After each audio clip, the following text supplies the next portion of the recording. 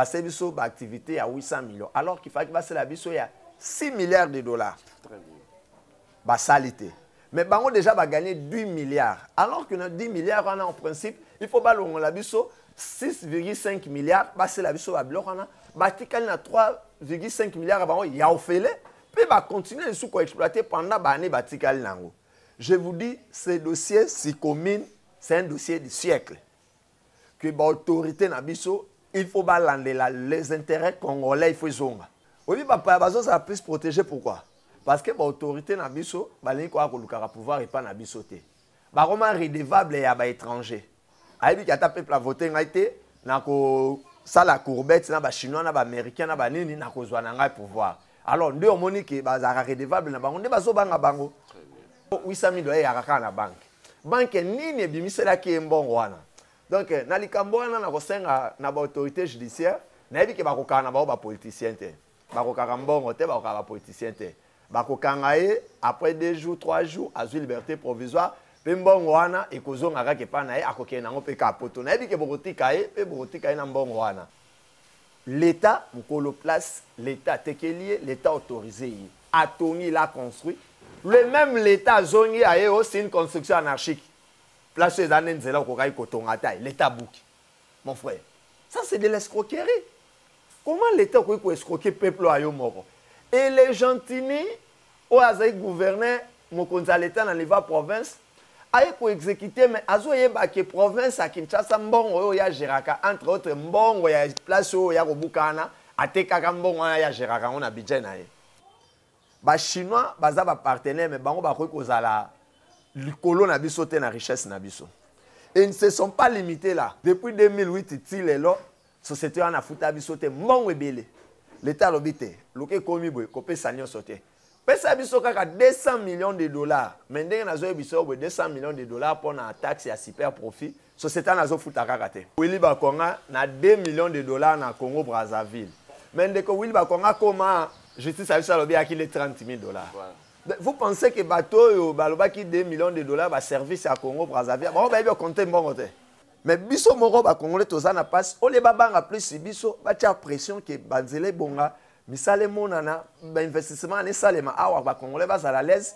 Bango bazo banga te, ba banga biso te. Bango bazo banga nde bango les étrangers. Alors, tozo senga na l'état congolais tozana besoin à ba droit na biso et bonana. Mais dans un premier temps, à suspendre nos contrats. Les contrats sont à la suspendre jusqu'à ce que tu revois Yango. Tu revois Yango, c'est aussi si tu revois Yango, tu as intérêt à biso. Il faut que tu aies un autosui, de tu redémarrer le contrat d'une autre manière. Namibé ko yambo kanabiso, mutako ko tambola na mbongo et les 9 999 dollars. C'est-à-dire, mbongo se commis 10 000 dollars, il fait à la banque. Très bien. Mais ce qui est grave, et pas nabiso, au recours homme politique, tambola ba 1 million de dollars, 2 millions de dollars, 500 000, 100 000 dollars, 200 000. C'est-à-dire, parlant de, ils ont justifié pillage au bazo sala. Un conseiller, il y a chef de l'État, il y a un mikanda, au sunga président de la République qui n'a pas orientation dans le domaine au bachakio. Place mbongo yali yoko ikoye bate. Mbongo yoko yebe salaire na ele ki na banque.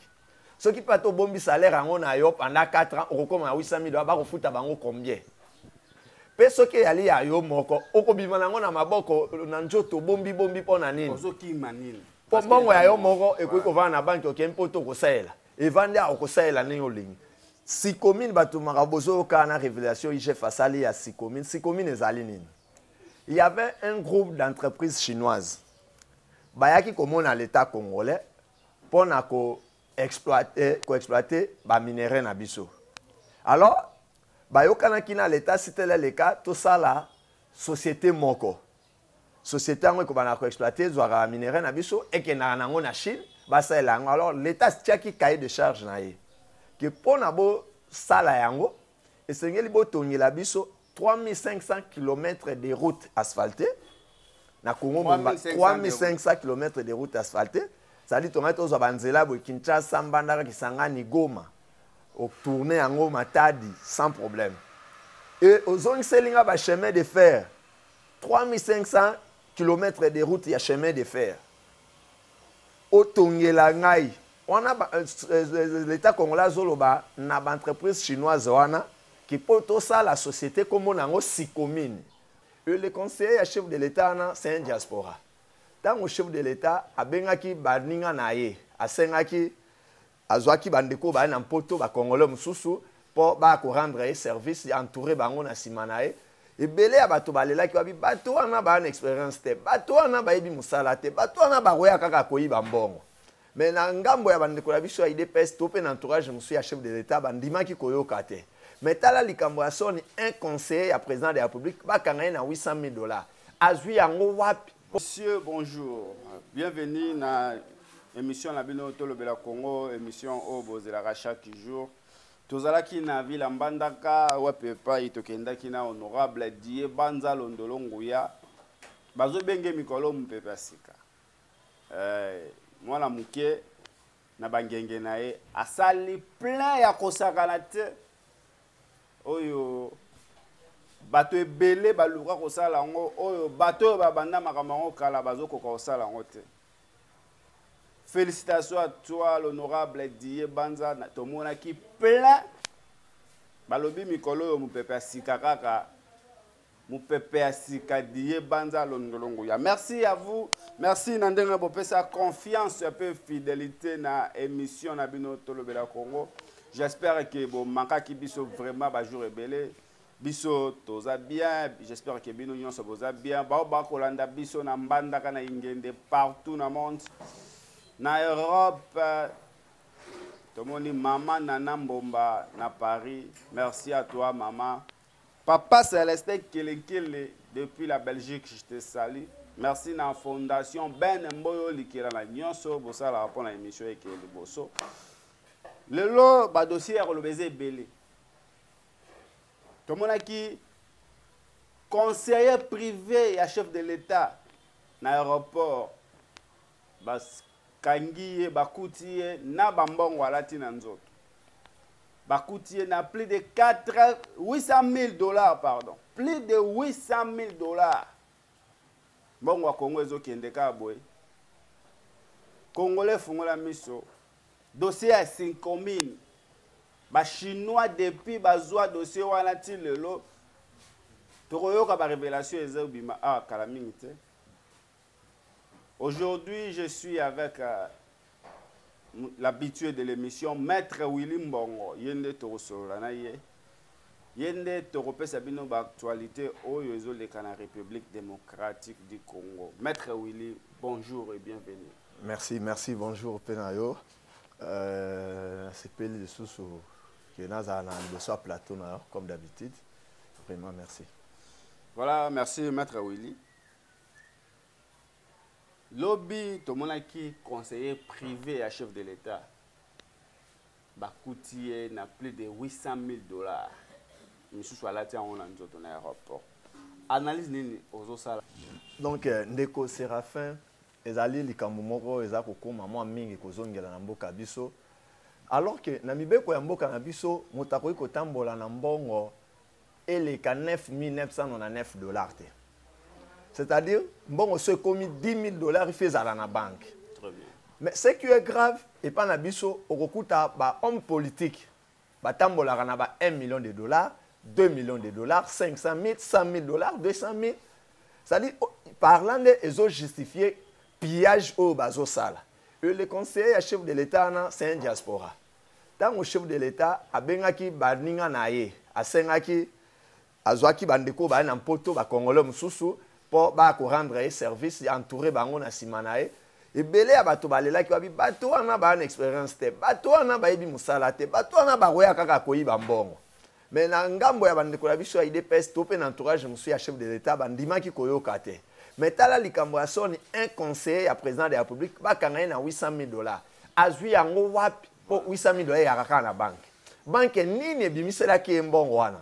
Donc na likambo wana na kosenga na ba autorité judiciaire nayebi ke bakokana bao ba politicien te bakokaka mbongo te bakokaka ba politicien te bakokanga ye après 2 jours 3 jours azwi liberté provisoire pe mbongo wana ekozonga kaka pa na ye akokende nango pe ka poto nayebi ke bokotika ye pe bokotika ye na mbongo wana ezalaki ndenge moko ndenge ya Willy Bakonga bakutaki ye na mbongo ebele jusque là dossier ambongo abana clash to yebi place esuki la te tala ndenge ba changea bakangi chef de l'état bakangi ndeko Willy Bakonga na 2 millions de dollars na Congo Brazzaville mais ndeko Willy Bakonga comment justice a eu ça lobi à qui les 30 000 dollars.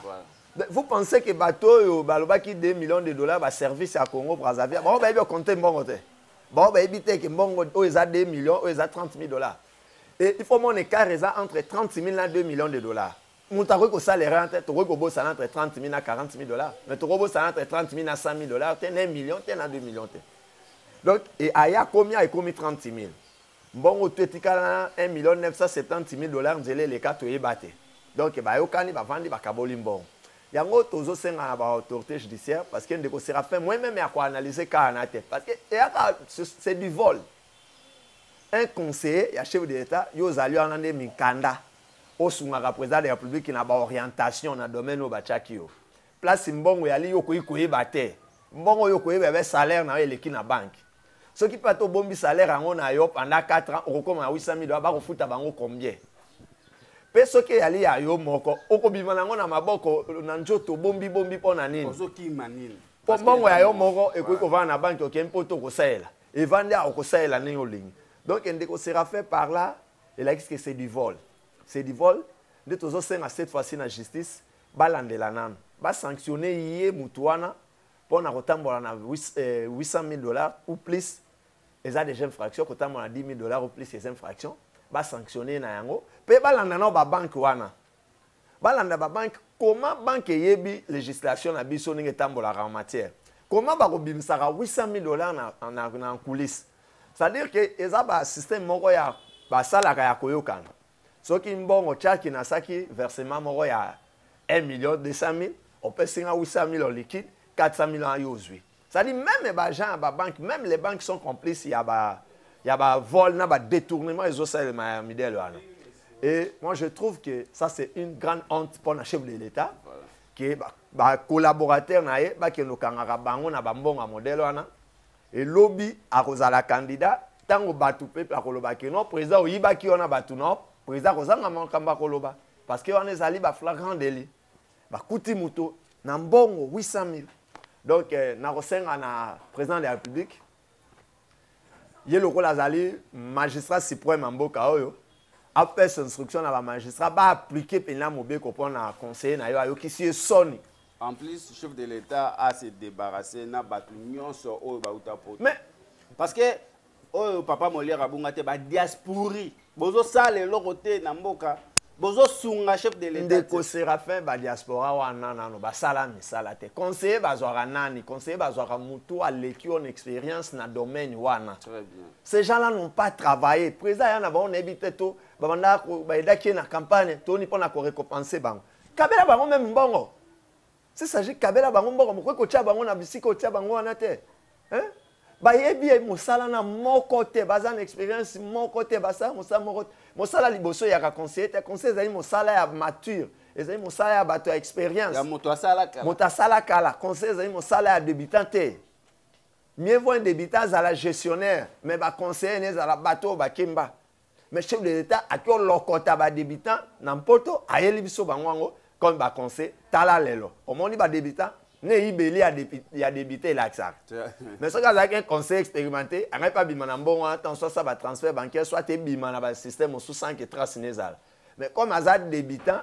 yango moni ana ko na motam chef de l'État sunga biso soko lingi pena mo mikono mukyo etikali avoir osenga biso to ba accélérer deuxième mandat bengana bango nyonso wana ba diaspora wana bato bayebi musala bazali awe belo batay classe pe ba une expérience na ba domaine nyonso bazali awa alors senga bango service tia bango pembe na yo po ke basunga yo olonga manda na osala musala bien peuple congolais longa na pasi yo zo lité pour na peuple longa na pasi banzele bonga ba salaire monana mais moto moko azobima na ba 800 000 dollars soda mo ba ofute 100 dollars alors 800 000 dollars c'est dire mbongo ya 800 militaires 800 000 militaires. Hein? Donc, bon, à 8 000 militaires, sont payés motomo à Kenya. 8 000 militaires sont payés 100 dollars, babunda na est. Et que ça, 800 000 dollars, babunda pendant un mois. Si tu aussi ça met guerre à est. 8 000 militaires au Tchèque na front. 100 dollars na poche. mais mutu moko azobima na 800 000 dollars. Voilà, Maître Willy Toko Kotika Lawanate, Toko Sengaka, na chef de l'État, Fungola Miso na entourage na yo, Fungola Miso va conseiller na yo, parce que bango balingi ba bebisela deuxième mandat, parce que bango bazolinga ba bebisela campagne, bazolinga ba bebisela discours au européen ça pas peuple na campagne. Parce que ezo lata yo na nzoto chef de l'État se débarrasser na ba diaspora nyonso. Voilà Maître Willy. Tozo yo ka dossier 5000 na ebisu yo dossier wana soki nazoyoka yango mpe nakomona ndenge peuple aza na pasi ezopesa ngai pasi mpe naza koregrete na légèreté ya baautorité na biso nde bakoki kondima likambo wana ekoma ntina niveau oyo boye 6000 bato maka bozoyoka na révélation IGF asali ya 6000 ezali nini. Il y avait un groupe d'entreprises chinoises bayaki komona l'état congolais pour exploiter ba minéraux na biso. Alors, bayokana na l'état c'était le cas tout ça la société moko. Société ngo ko bana ko exploiter zwara minéraux na biso et que na nango na Chine, ba ça elango. Alors l'état tiaki cahier de charge na ye. Que pona bo sala yango et sengeli bo tongela biso 3500 km de routes asphaltées. Na Congo 3500 km de routes asphaltées. Ça dit on a tous abanzela bo Kinshasa Mbandaka Kisangani Goma au tourner en Goma Matadi sans problème. Et aux zones selinga ba chemin de fer 3500 km de route ya chemin de fer. Au tongela ngai on a l'état congolais zoloba na ba entreprise chinoise wana qui peut tout ça la société comme on a Sikomine. Donc bino boko tongela ngai biloko na tangi wana y compris 31 hôpitaux où ils ont la capacité à 150 lits par hôpital partout dans le Congo, 145 centres de santé, c'est-à-dire territoire moko centre de santé moko na infrastructure mosusu au valeur na qui estimé na 6,5 milliards de dollars. 6,5 milliards de dollars. Oh, il faut groupe d'entreprises chinoises wana ba investir yango na RDC pour permettre à la société wana Sikomine et fonctionner et bandako exploiter ba minéraux. Ndeko sera fait chose grave société wana contrat ne salemaki na 2008. Contrat depuis 2008 le lot 2023. Donc sous Kabila. Oui, na régime à Kabila. Le lot na 2023 le président Tshisekedi atindi IGF après si bango mission ba kenana ko vérifier exécution à contrat na ezindenge nini. IGF a déjà société wana ba bénéficiaire 10 milliards de dollars. Alors que biso il fallait qu'il basse la biso ka biloko ya 6,5 milliards de dollars.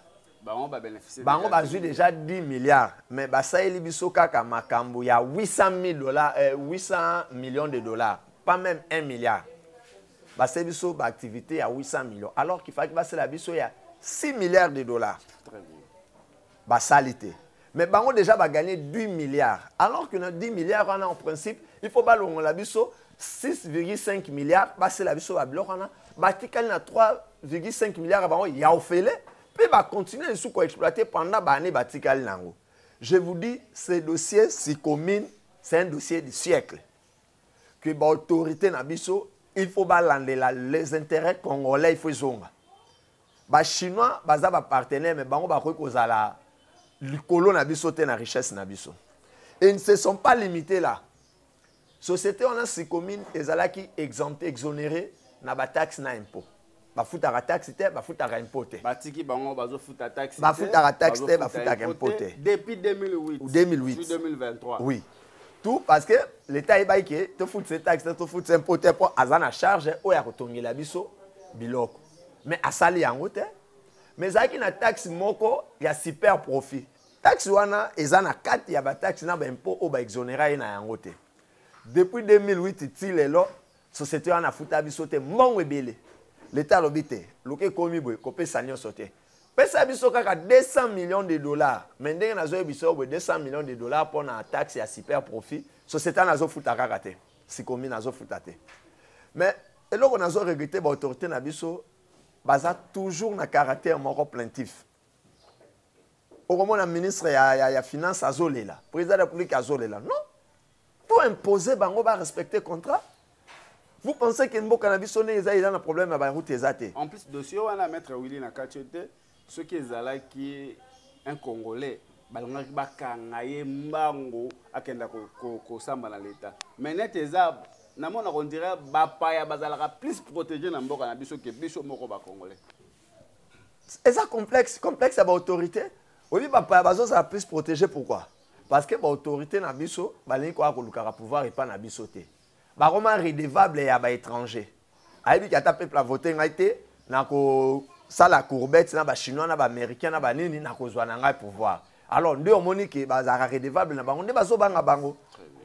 Mais biso moko ba congolais toza na passe o le babanga plus biso ba tia pression ke banzele bonga misale monana ba investissement ne salema awa ba congolais bazala l'aise bango bazo banga te ba banga biso te. Bango bazo banga nde bango les étrangers. Alors tozo senga na l'état congolais toza na besoin à ba droit na biso et bonana.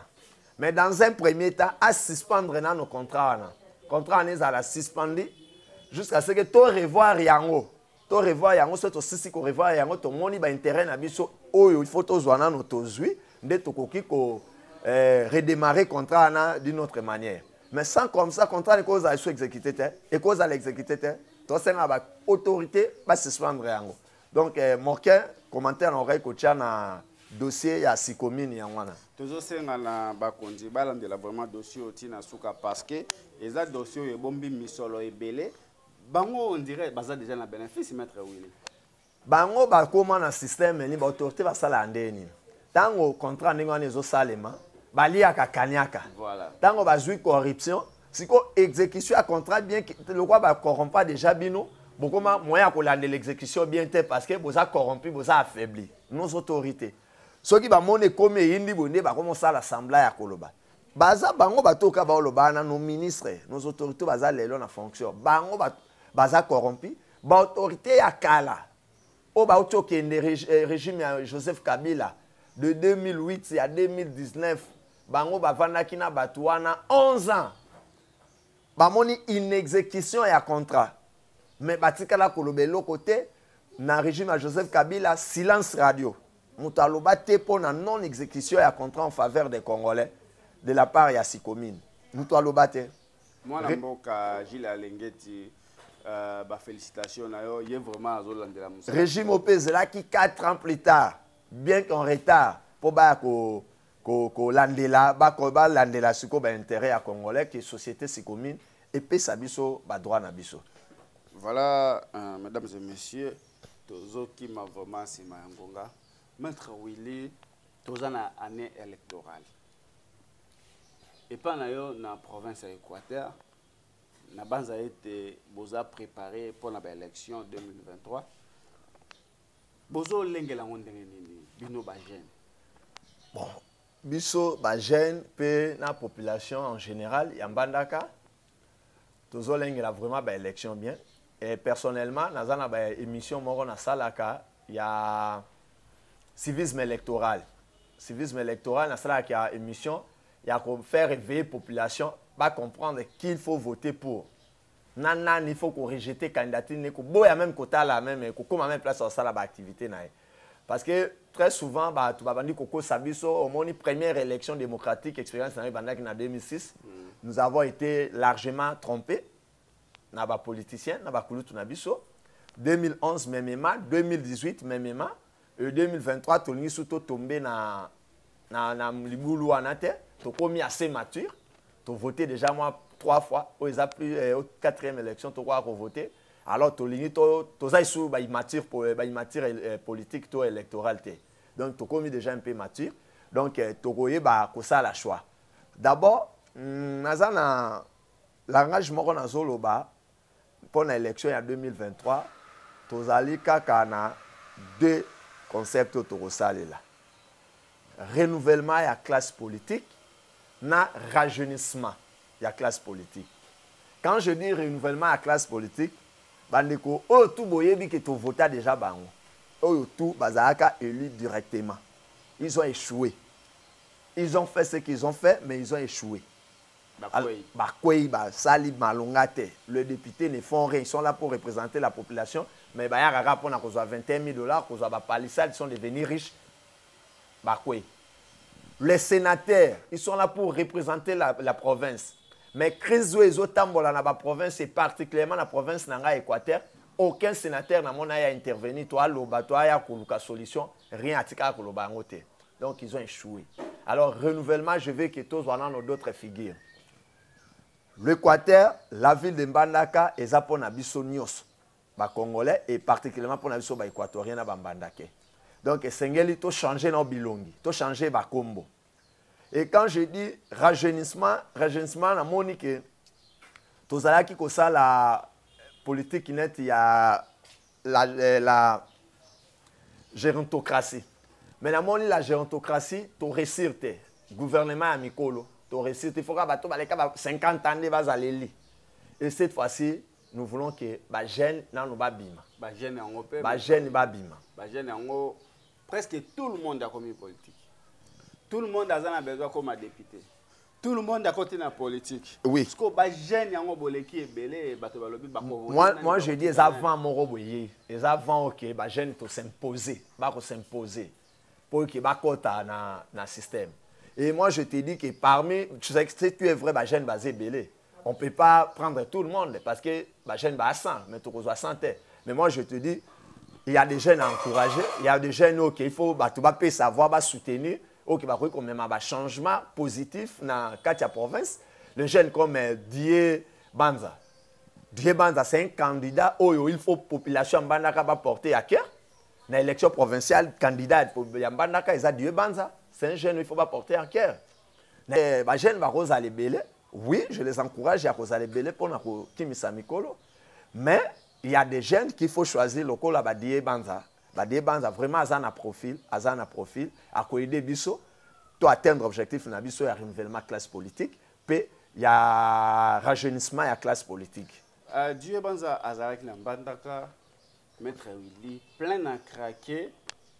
Oyo ba politicien musu oyo zo benga mikolo wana batika la kosala ngote mais ezana batu bazolo balobi plein wana pe lobi le côté ezape ba élection te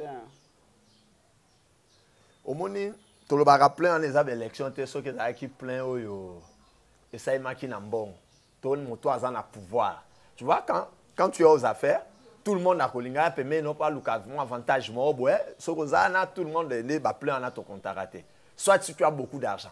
Parce qu'il y a certaines personnes, il y a déjà bon à l'État avant, il y a mine, il y a bon à l'État, il y a mine, il y a comme le ministre, il y a bon à l'État, il y a mine.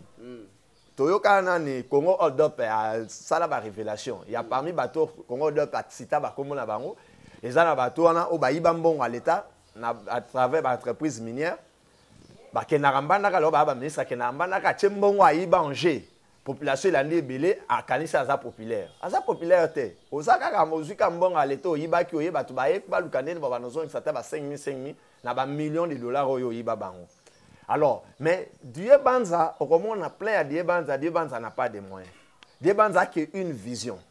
Dieu Banza qui une idéologie. Dieu Banza qui une façon de bien faire les choses. Ayeli bato vision, bato balandi et belé, basadere na vision naï. Et na mutu moko azwaki sanfra azate. Na mutu moko même bato ba na ba moyen ko le kadie banza balandi. Est-ce que tokoloba ki wana eza ezo compter na élection ça compte. Mais là on est ba ko yebise que aluka pérenniser yango. C'est-à-dire que patwa na ale ba lingi wana o ba promettre que va repesa et voir une fois que ça sera officiellement candidat à garder bato na wana base na wana à garder bango akolisa yango. Maître Willy totikala depuis toyebana yo depuis na banda kotanga na ba réseaux sociaux natikala komona même pas un jour ozo applaudir pona topé motomoko ya politique topé candidat moko totikala komona te au publier photo ou bien manifestation ya motomoko ya politique mais pas die banda osali yango motivation nini motivé pona publication là. D'abord, dans le Kaucholoba, bato batanga na ba réseaux sociaux ba monara natikala jamais que ça la dialogisme derrière les politiciens. Naebi banda kuna bango à part les politiciens qui sont avocats mes confrères ou mes honorés confrères, ne to eba na cadre ya profession d'avocat. Mais le reste na politique na ça la raté, na zape na besoin voter parce que ils ne travaillent pas bien ba bomi mboka. Alors ceux qui ont moniqué na soutenir die officiellement na ba réseaux sociaux na ngai parce que je vis une vision. J'ai eu le temps à kosolana die na moni vision o azanango na moni idéologie azanango pe na moni ba valeur o azako incarner. Je dis que l'aura toi on a besoin il y a renouvellement, il y a classe politique, na renouvellement dans au même moment. Alors die Banza azo faire aza vraiment profil idéal pour un rajeunissement na renouvellement il y a classe politique. Il y a on va quitter na ko vendre beauté parce que muto ya malamu soki omoni place à rosa malamu pour boy koloba otiki mabe et primer sur malamu yondo za fautif parce que quand die Banza est là azana valeur azana profil à candidat idéal pour un rajeunissement na renouvellement à classe politique ngal soki na vanda kinya ke batu ba yeba yango te lobi dia gagner ba élection te faut te koza yanga te perdre député ya malamu to ke nos sous ba député ya mabe wana o ba ko Willy ezana bato o bazo ko ba komela kinga balobi maître Willy neti a commis ba article na kombo adie neti azo soutenir vision adie Banza c'est que quelque chose est là na senango wana maître Willy moi kanyaka pesa maki na côté na on les alika bato balukara ko décourager bato parce que na Congo soko soutenir mutu eza synonyme kara apesio kanyaka parce que tellement toza na mboko bato ba beba likola kanyaka mitupa bato beba ba raisonner bien te tout le monde pense que tout le monde a rekota na ba jewana. Alors s'il faut prendre les kanyaka bato pendo Congo hold up et dénoncer bango pour na pillage à la minerai na biso ils ont des millions tozwa ba kanyaka na bango te tozara pe na ba okuna na Équateur na mbandaka bayaka totika kozwa kanyaka ba millionnaire wana te siko na kozwa kanyaka ya die Banza pourquoi ezaka mutema mabendeni ya ko décourager ba soutien à bato pe ba sala ka yango bo po bato malamu ba bimate batika biso tozwa ba député ya mabe nazo mona mbongo oyo candidat député moko akopesa ngate po que a changé makanisi nanga na changé ba valeur nanga na ko mona mbongo te parce que aucun candidat on peut ça mutu $100,000 individu moko ba pe $100,000 pour soutenir ezate mutu akopesa ngo azate die akopesa ngo te azana ngo pete $10,000 mutu akopesa ezate die ne fait pas la politique de poche die azo sa politique à poche te die azo sa politique et à vision idéologique. Je vais parler avec die na yo ki vision na e na moni pe bandeko basoni na mbandaka na moni ba orientation je dis que non bana mbandaka balingi et c'est une personne à quoi incarner ba valeur il a bongi lobby à côté ensemble pour à représenter population valablement na niveau provincial. C'est ainsi na pesi soutien na ngai ba votera kaka motape son bon côté ou bien ba soutenir motoka kaka pe son bon côté. Il y a ceux qui font makambo ba pesa bango bambongo, ceux qui courent derrière les politiciens ou soit derrière l'argent. Nous on ne court pas derrière l'argent. Ngana kenanda ka politicien congolais mon côté. Donc ceux qui n'ont pas de politicien ou banda vente donc na ko bando kenango pas diété. Je ferai pas ça. Mais die incarne des valeurs au batouana liboso bazana ngote. Alors il faut azo mériter soutien na biso gratuitement. Ceux qui pas pesi mbongo mabe pesate. Voilà. Vous comprenez, mais ça ce n'est pas une notion d'argent. Tozo ça mbongo te. Maître Willy to longwana avant to longwana dossier à Équateur. Maître Willy profil nini bandeko Équateur bakoki mona ou bien kotala pona ba voter député à Malawi. D'abord, bandeko Équateur, tu as pas non ubangi sidu bangi mongala espace si grand Équateur. Na mbandaka en particulier ceux qui bozo lingabo voter. D'abord bato tout boyoka Congo Dop a dénoncé bango ke batia maboko na bango na bambongo ba minéraux ngaka tongila biso ba école. Et bon ça biso banzela bato nyonso Congo Dop atia ba kombo na bango nyonso akoza candidat na espace Équateur azwate. Azwate quel que soit bambongo azwera kopesa bato to lia mbongo wana po ezai ba million na biso ba iba na ba guerre à est na ba minéraux na biso to lia mbongo ame azwate d'abord profil à chasser.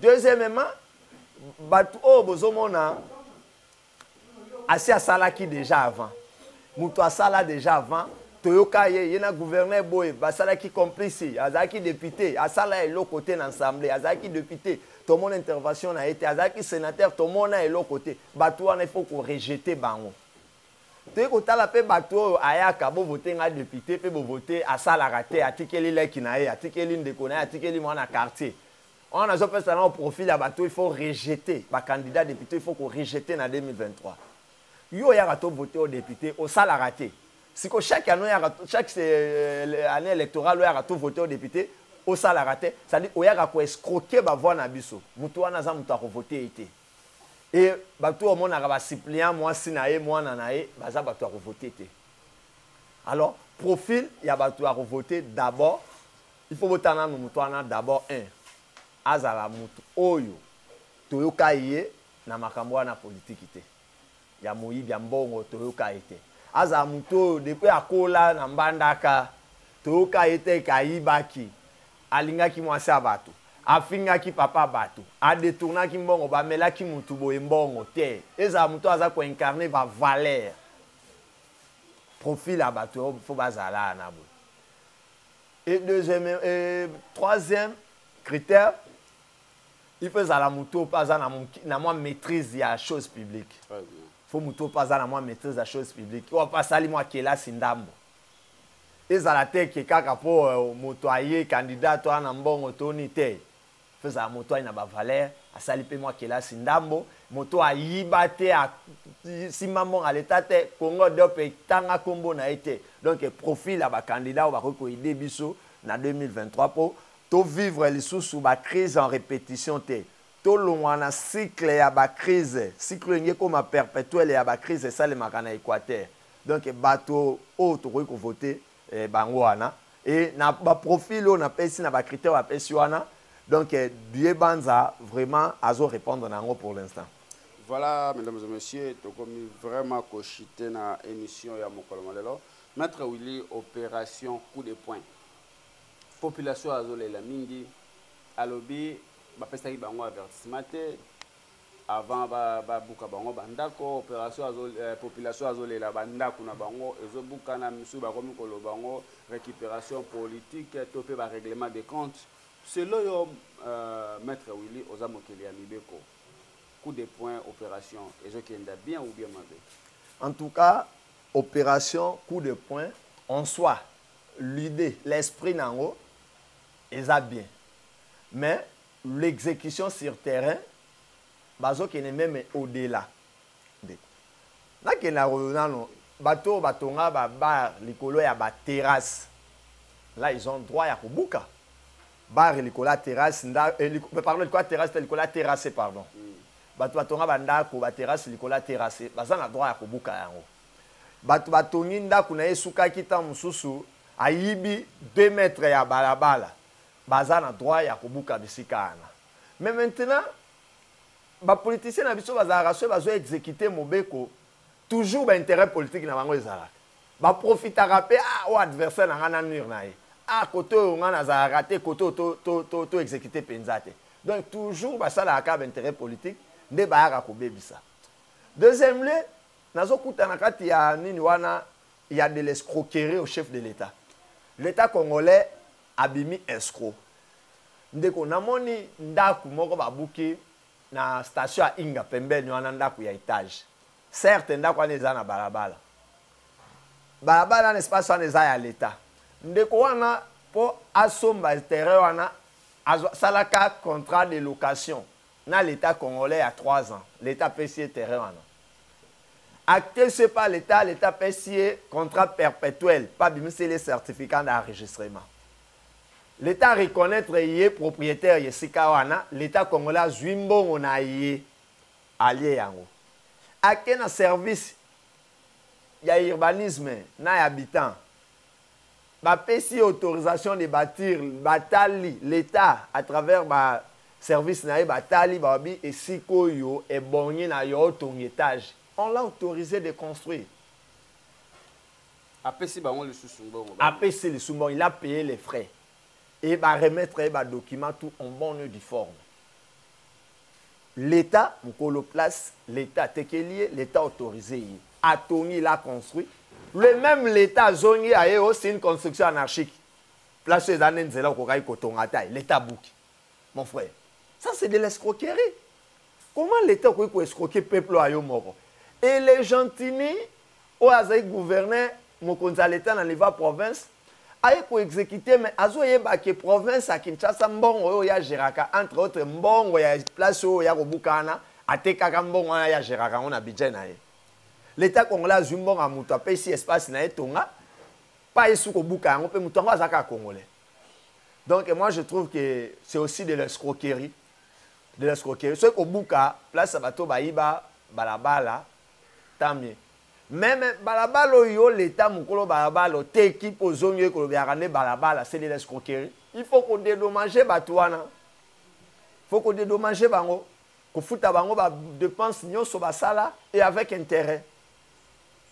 Parce qu'on les a préjudice. Au tekeli mutu eloko na yo moko au tekeli mutu pe par rapport au bukango te place au batonga raté alors que au tekela qui peut autoriser parce que à chaque régime tout le monde on dirait biloko yango ezozongama régime o bateka place yo baye ba buki batwana régime wana kuna bateki l'État doit assumer l'objectif à l'État c'est la satisfaction de l'intérêt général et l'État a un principe il y a continuité. L'État ce n'est pas un individu. L'État, ce n'est pas un individu. Un individu peut passer l'État à l'État. Alors, si un individu pose un acte au nom de l'État et qu'un individu n'a pas acte, il faut assumer en haut. Il faut assumer, c'est l'État. C'est l'État qui a vendu, c'est l'État qui a vendu à Batouana. Bateau nyonso bazana certificat d'enregistrement na banda kuna ba buka. C'est l'État mutalia bambongo, c'est l'État mutapesi bango, c'est l'État qui les a autorisés de construire.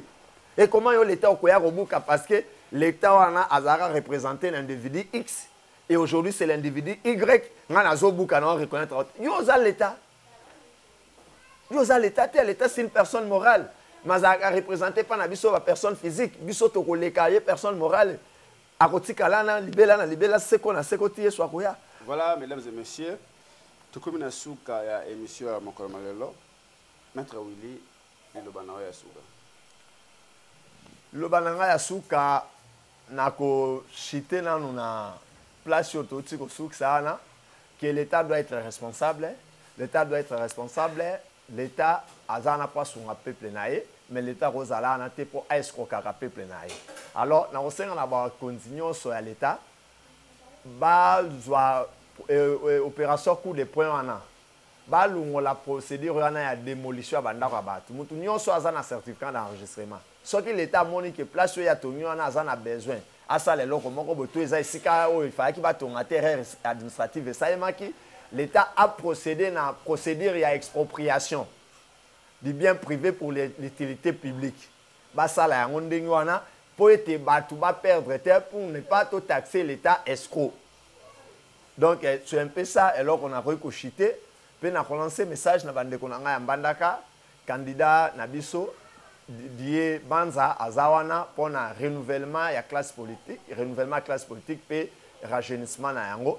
Donc to soutenir pour na bande ko ba ko hésiter to soutenir die banza tant à côté en ensemble à défendre valablement l'intérêt na biso et à répondre sénateur au biso tokolinga à répondre gouverneur au ekozana na volonté à peuple à répondre sénateur topé gouverneur par rapport à motakwa na mbongo ebelete mais ekozala oyo volonté à peuple atinda qui est ensemble c'est Dieu Banza notre candidat. Je dis et je vous remercie. Voilà, mesdames et messieurs, comme une souka ya émission ya Mokolo Malelo, je tiens à remercier Yannick Gombo de la part de Véro, de la part de Judith Malas, Yannick Gombo de la part de Judith Malas, je te salue.